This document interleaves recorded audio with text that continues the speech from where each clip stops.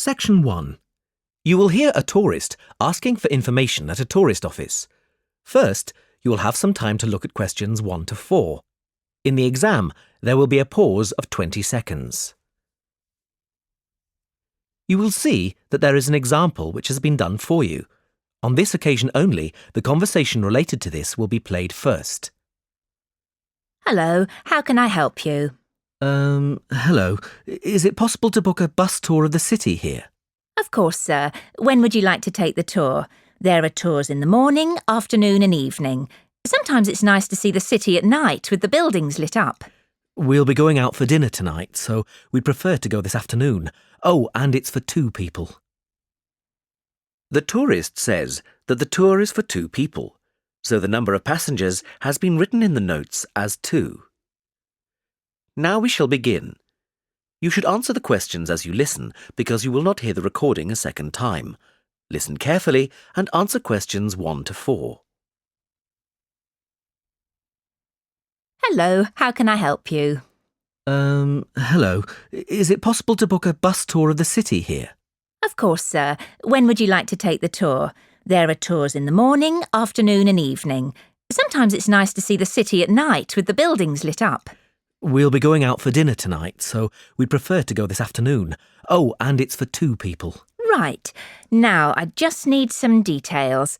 Can you give me the names of the 2 people, please? Yes, Susan Field and James Carter. Susan Field and James... Sorry, can you spell your surname for me, please? It's Carter.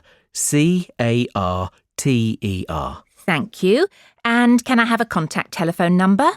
Why do you need one? Just in case we have to cancel the tour and need to contact you. I see. Well, my mobile number is 07988 636 197.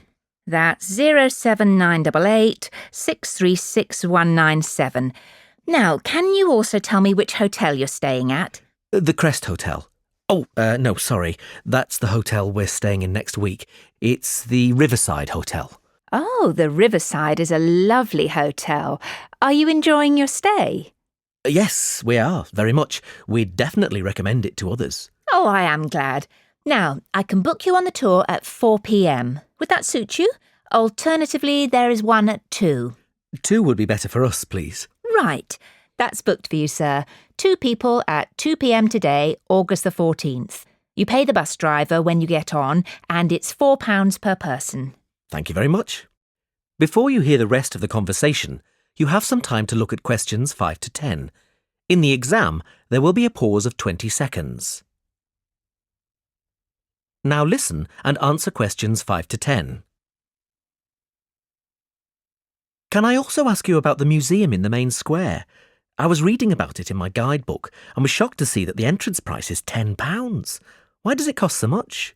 Well, the museum has the largest collection of Latin American art in Europe. People come from all over the world to see it. But that's not the reason why it's so expensive to get in. You see, the building is very old and it needs repairs. The £10 ticket cost will go towards repairing the roof and the walls. I see. Well, I suppose it's worth paying £10 to see the collection. Yes, I think so too. Is there anything else I can help you with? Actually, there is. I was wondering if you knew of any good restaurants in the area. Well, there are a few restaurants near the harbour and a couple on the beach, which are nice. The problem is that the smell of the fish market is quite strong down there. I don't think my girlfriend would be very pleased. I know what you mean. It's not very romantic, is it? My advice would be to go to the next town. It's bigger and the restaurant selection is wider. You can get there by taxi and it only takes about 10 minutes. The town is quite picturesque. Is it for a special occasion? Yes, it's my girlfriend's birthday, so I'd like to go somewhere special. Do you know any of these restaurants well enough to tell me about them? Well, I know about a few of them, and there are pictures in this leaflet here. Oh, this one here is lovely, the Bellevue, and it's extremely popular. It has a famous chef, so it's not cheap, but the standard of the food is very high. It's right by the sea, and there are wonderful views if you get a good table. Then there's the Lighthouse Cafe, you can see the picture here, which isn't really a cafe at all. In fact, it's a great restaurant and a lot of TV celebrities and actors eat there. The place has been going for over 100 years. It's quite an institution around here. I'm not sure about those two. They sound too expensive to me. I was thinking of somewhere small, not too upmarket, but with good food. In that case, what about Harvey's? The same family has run this restaurant for over a century, and it's reasonably priced and really popular with local people. Oh, and there's another family-run restaurant, Stonecroft House. New owners took over a month ago, and they're getting good reviews. There's a new chef there, and the food is meant to be very good.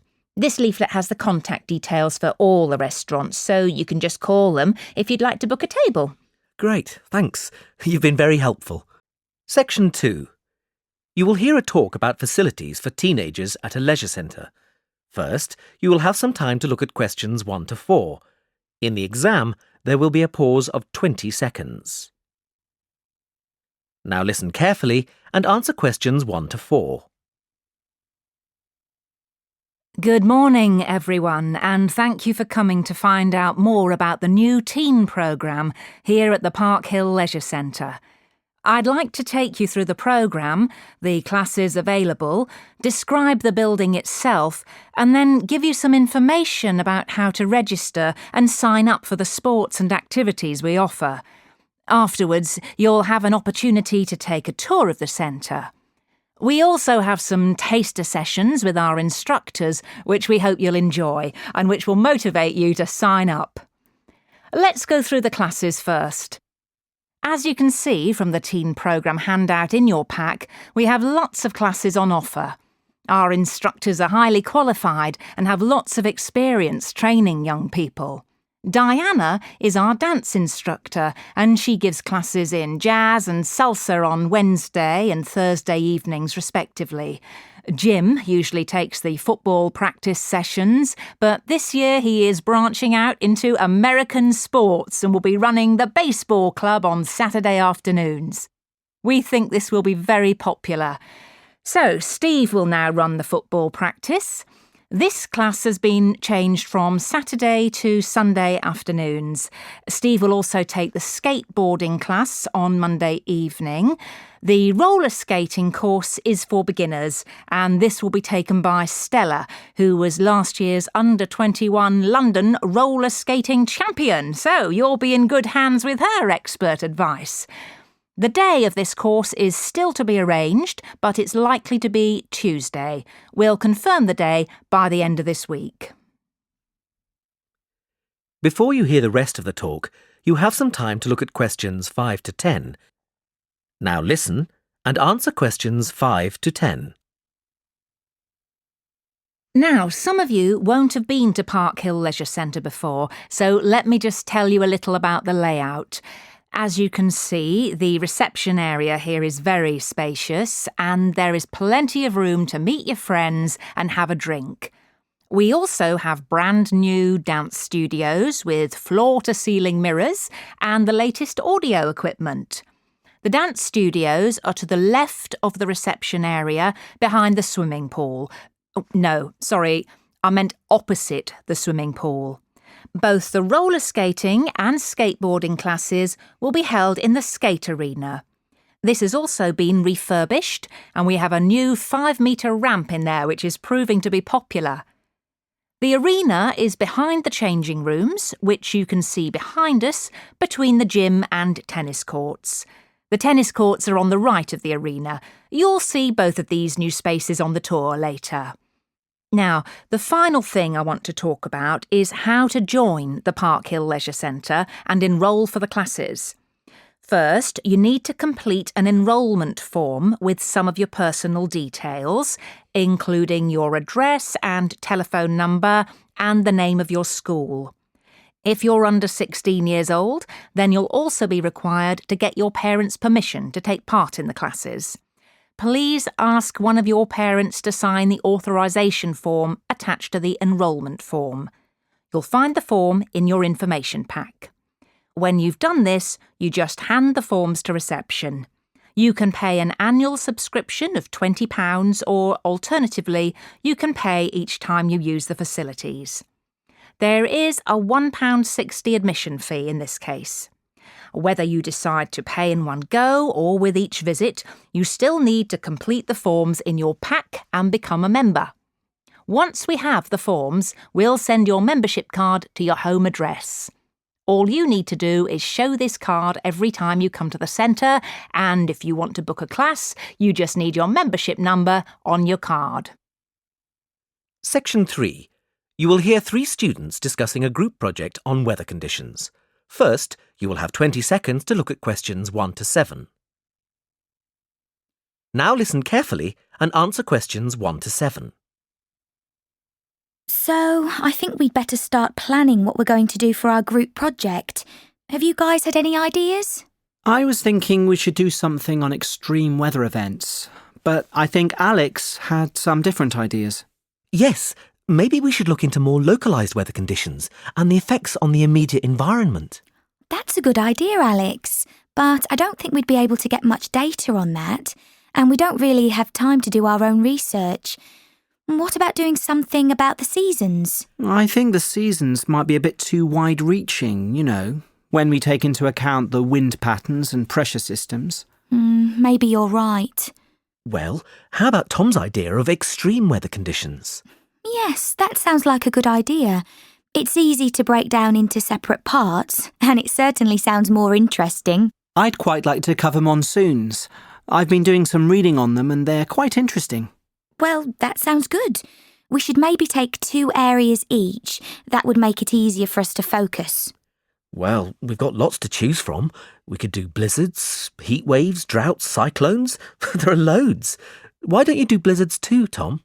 I don't fancy doing them, but I wouldn't mind doing something on floods. They're linked to monsoons, I think, so it will be an easy transition. What do you fancy doing, Alex? Well, I could always cover winds. But that isn't really extreme enough. I could do hurricanes. They're pretty exciting. How about doing cyclones, Emma? I'd rather do heat waves and droughts, I think. I know a bit about them. I don't know anything about cyclones. Cyclones are really interesting. I can cover them. That sounds great. I was thinking about doing cyclones, but I'm happy for you to do them. Before you hear the rest of the talk, you have 20 seconds to look at questions 8 to 10. Now listen and answer questions 8 to 10. Right, shall we get started on some of the content? Yes, we haven't got that much time. Does anyone know anything about their topics? I know quite a lot about cyclones. Do you? Well, I studied them at high school. You know, cyclones usually start near the equator. They need quite warm water to form. Above the warm water, the vapour in the air forms clouds, and if there is low pressure, then these clouds will start to rotate. Isn't it also the fact that the Earth rotates too, which makes the clouds spin more? Yes, that too. Once they begin rotating, they can either lose momentum or keep gathering momentum until they hit land. These ones are called mature cyclones. Luckily, as soon as they hit land, they start to lose momentum and fade away, just because they don't have the warmth of the ocean underneath. Well, that's a relief. They can still be really destructive. They are like a big circle of wind. They blow strongly until the eye of the storm passes, the centre, where everything is really quiet, no wind or anything. But then the other side hits and the winds blow just as strongly, but in the other direction. It's just amazing. Yes, I would really like to cover that. Well, it looks like we've got it all arranged then. Section 4. You will hear a lecture on changes in family structure. First, you will have 20 seconds to look at questions 1 to 10. Now listen carefully and answer questions 1 to 10. We are all familiar with the nuclear family, which has been the dominant family structure in the UK for the last 60 years at least. However, recent changes show that our idea of the traditional nuclear family as the cornerstone of British family life is changing. There have been emerging patterns which are eroding this structure, namely the rise of step families, cohabitation, lone parenting, and the rapid increase in those living alone.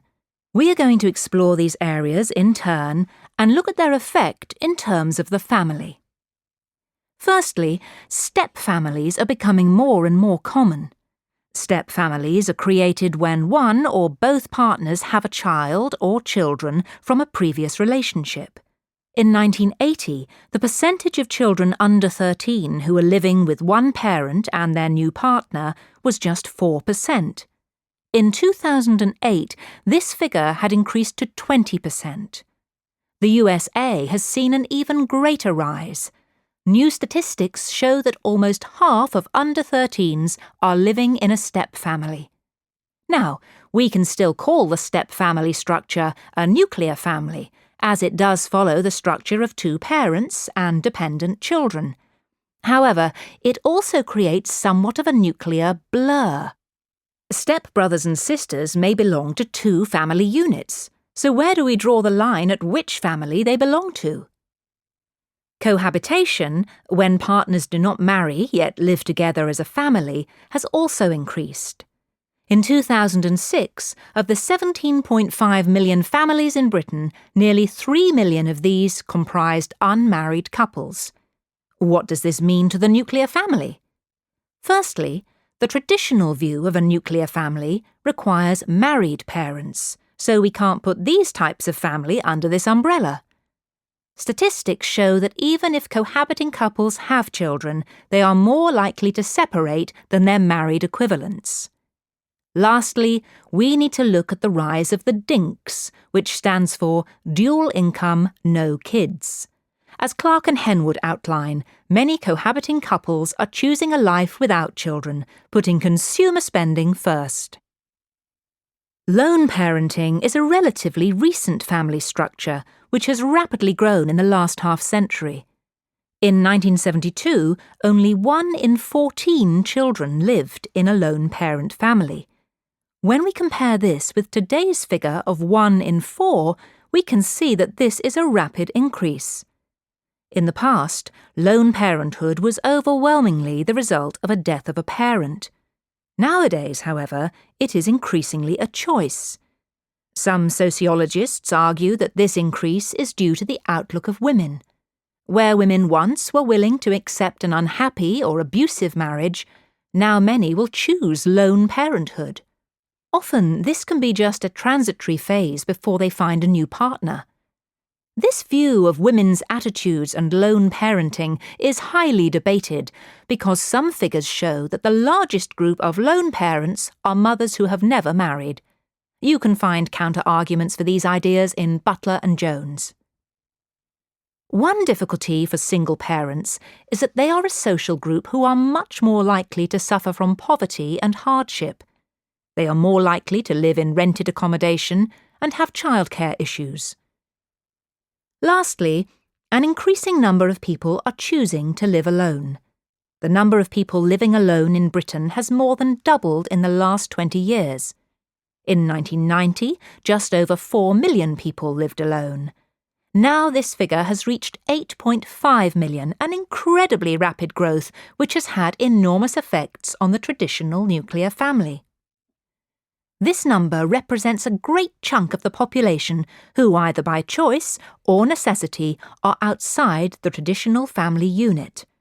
Some think that these changes may not help the community. In fact, there are many arguments that this rise in alternative household structures will create a more isolationist and less community-based society, where close bonds, which are usually formed within the family, have no place. Leaving aside whether or not the housing even exists for this boom, an important factor which must be looked at is the disproportionate expense for those living on their own. By this, I mean the burden of all costs is shouldered by one wage instead of two, and of course, one person is using the energy which could be shared between a group, having a greater impact on the environment too. However, on a more positive note, people, especially women, are proving to be extremely